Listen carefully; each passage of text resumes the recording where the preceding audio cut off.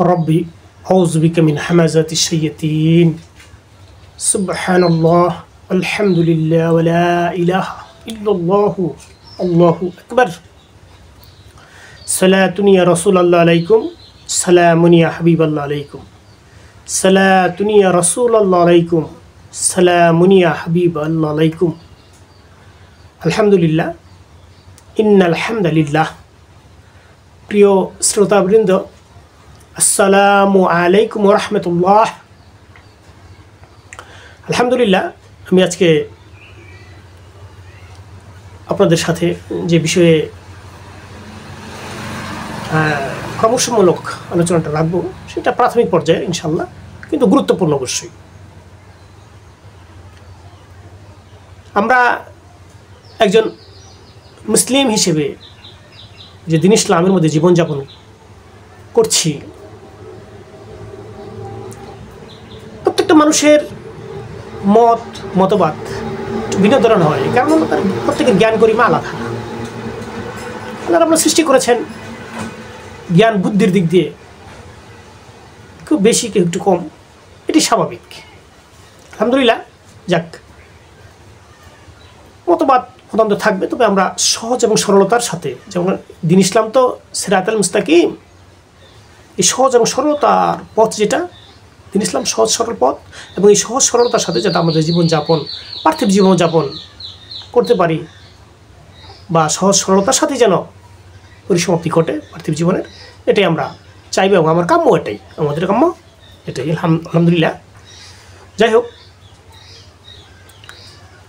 যে বিষয়টা আমরা বুঝি, এটা আমি সর্বাগ্রে একটা উদাহরণ, ধর্মের উদাহরণ দেওয়া তো যথাযথ হয় না, তথা আমাদের অল্প বুদ্ধির কারণে যে আমরা যদি বোঝার জন্য এগুলো বলে থাকি। যেমন কোনো মানুষ একটা ঘর যদি তৈরি করে, তাহলে একটা জায়গা লাগে, স্থান লাগে, তারপর ঘর করার জন্য প্রথম পর্যায়ে খুঁটি লাগে বা স্তম্ভ লাগে, তারপর আপনার ঘরের বাকি কাজ করতে হয়, হ্যাঁ, বেড়া বা ওয়াল, চালা বা ছাদ ইত্যাদি।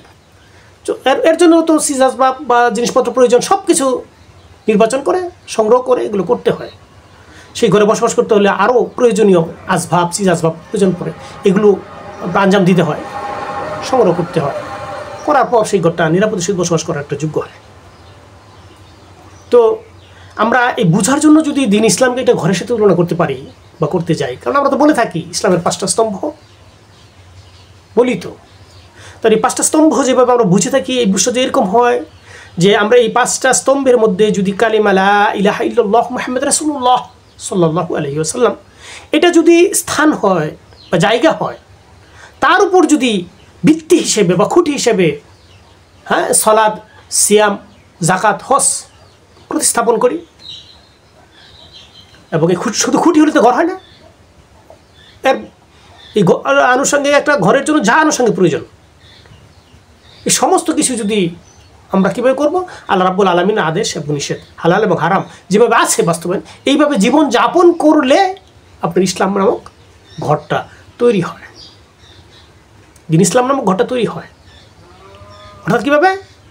স্থান, এই কালেমা আমরা স্থান হিসেবে নিলাম, খুঁটি হিসেবে সালাদে, সিয়াম, যাকাত, হজ, আর ওই বেড়া বা ওয়াল, ছাদ বা চালা হিসেবে, বা আরও যা আছে, যা ভাব প্রয়োজন, সেভাবে অন্যান্য আল্লাহ রাব্বুল আলামিনের আদেশ নিষেধ যত কাজ আছে আমাদের জীবন বাস্তবায়ন করার জন্য ইসলামের, এগুলো হুবহু পুঙ্খানুপুঙ্খ করলে সে আপনার মজবুত একটা ঘর হবে। আর ওই সিজাসবাব হচ্ছে আপনার একনিষ্ঠতার সহিত আল্লাহকে স্মরণ, তার যে ইবাদত বন্দি বলতে আমরা যাবো, যত ধরনের ইবাদত উন্নত করা যায়, যেমন আমরা ফরজ, সুন্নত এগুলো করে থাকি, এর সাথে সাথে কী করে থাকি, নফল, যে যত বেশি নফল ইবাদত বন্দি করবে, আল্লাহ পাকের প্রতি ধ্যান, নফল ঈদের মধ্যে যেমন নফল সালাত আছে, সিয়াম আছে, হ্যাঁ, তারপর আপনার কী বলি, ধ্যান যুগ যেটা বলি, ধ্যান করা, এই আল্লাহর স্মরণে ধ্যান, তার জেকের আজকার বেশি বেশি স্মরণ, এগুলো করলে নফল ইবাদত হিসেবে যত করতে পারবো ততটা আপনার সিরিয়াসভাবে প্রয়োজন হবে, সুখ শান্তির ব্যবস্থাপনা ততটুকু হবে ইসলাম নামক ঘরে। তো পার্থিব ঘরে যেরকম প্রয়োজন আছে, ধর্ম নামক ঘরটা এরকম সব কিছু প্রয়োজন আছে। কোনো মানুষ যদি আদেশ এবং নিষেধ পুঙ্খানুপুঙ্খভাবে শতভাগ পূরণ করে করতে পারে, তাহলে তার ঘরটা তত মজবুত হবে, শান্তিময় হবে, নিরাপদ হবে, এটা বাস্তবতা। আর কোনো মানুষের যদি আদেশ এবং নিষেধ মিশ্রিত ইবাদত থাকে, তাহলে তার ঘরটা ত্রুটি মুক্ত হবে না, ত্রুটিযুক্ত হবে। যেমন পার্থিবভাবে কোনো মানুষের ঘরের যদি চাল ফুটো থাকে, ভাঙা থাকে, বেড়া ভাঙা থাকে, হ্যাঁ, ওয়াল ভাঙা থাকে বা ফুটো থাকে, তাহলে তার জন্য তার কী করতে হবে?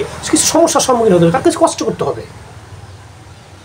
তথাপি ইসলাম নামক এই ঘরে যদি জীবন হালাল এবং হারামের যে মিশ্রণ থাকে, ভালো এবং মন্দের মিশ্রণ থাকে, তাহলে যে মন্দের যে প্রায়শ্চিত্তটা, শাস্তিটা, তাকে ভোগ করতে হবে। এটা ভোগ করার করতেই হবে, না করে তো উপায় নেই, করতে হবে। করার পর আল্লাহ রাব্বুল আলামিন যদি শান্তি দান করে, তারপর শান্তি পাবে সে, এটা সত্য। আর যদি কোনো মানুষ একনিষ্ঠতার সহিত আল্লাহ রাব্বুল আলামিনের আদেশ নিষেধ মানে জীবনযাপন করতে পারে, তাহলে তার ঘরটা কী বলবো, পূর্বে বলেছি মজবুত হবে, মজবুত শান্তিময় হবে, এটাই বাস্তবতা। আর এই যে এই দিন ইসলাম ব্যবস্থাপনার ক্ষেত্রে অনেক আদেশ এবং নিষেধমূলক আনুষঙ্গিকতা আছে। যেমন আমরা এক্ষেত্রে একটা আনতে পারি যে ইমানের বিষয়টা আলোচনা করতে পারি। যেমন আমরা বলে থাকি আমান্তু বিল্লাহি কামা হুয়া বি আসমাই ওয়া সিফাতি কাবিলতু জামিউ আহকামিহি ওয়া আরকানি। অর্থাৎ আমরা আল্লাহর উপর ঈমান আনলাম।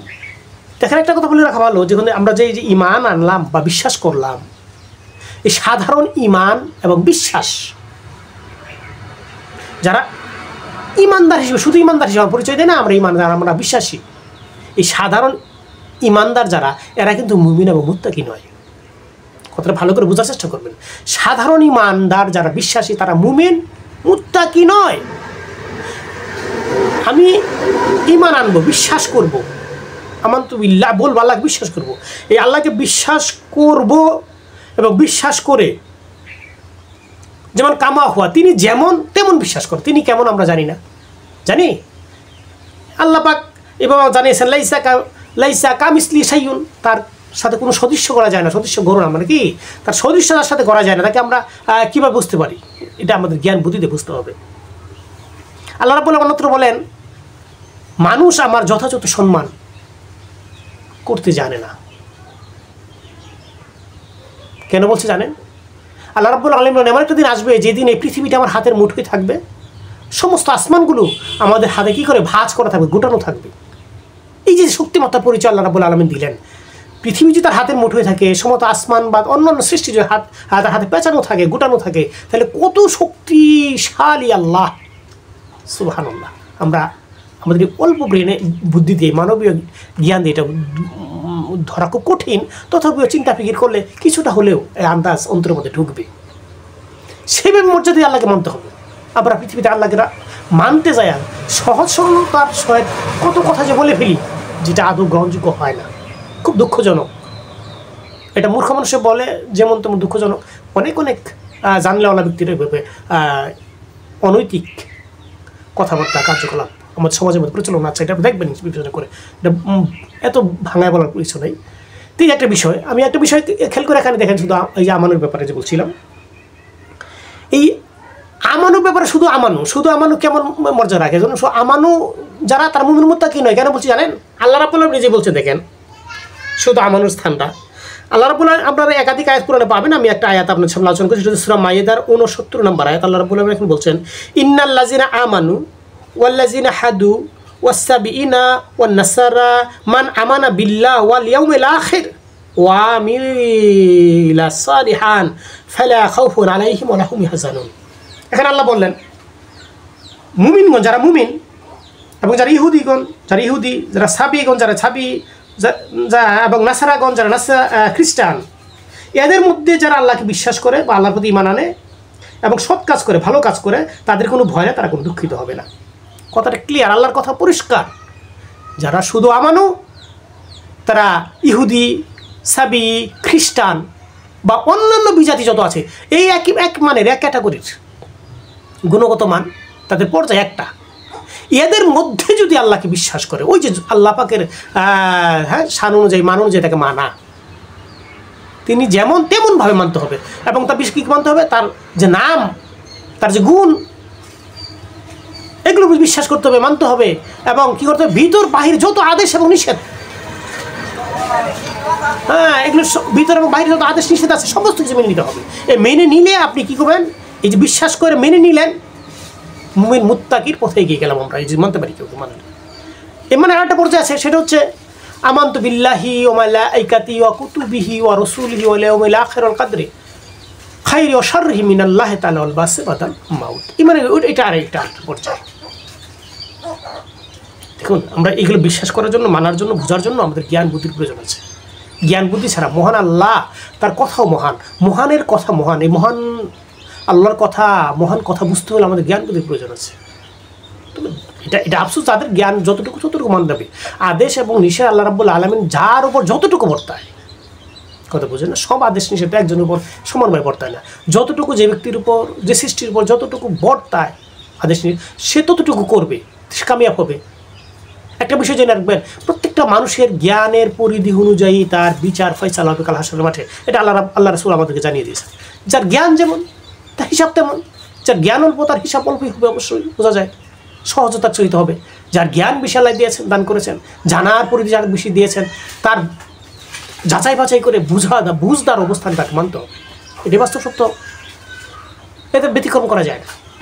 তো আল্লাহ রাব্বুল আলামিন তাকে বুঝার জন্য, তাকে মানার জন্য আমাদেরকে যে একনিষ্ঠতা আছে, আমাদের মধ্যে যে পরিশুদ্ধতা আছে, এটা যেন আল্লাহ বলে আমাদের অন্তরে দান করে। এইভাবে আমরা করতে পারলে ইনশাল্লাহ আমরা কামিয়াব হব, অর্থাৎ পরকালীন জীবন আমাদের শান্তিময় হবে, আল্লাহর ক্ষমা পাবো, আল্লাহ সন্তুষ্টি পাবো, নচেত পাওয়া যাবে না। আল্লাহ রাব্বুল আলামিনের সন্তুষ্টি অর্জন করার জন্য আমাদের হৃদয় যতটুকু একনিষ্ঠতা থাকা দরকার, একাগ্রচিত্ত থাকা দরকার, পরিশুদ্ধ থাকা দরকার। আল্লাহ রাব্বুল আলামিন দান করে। সবাই বলি আমিন।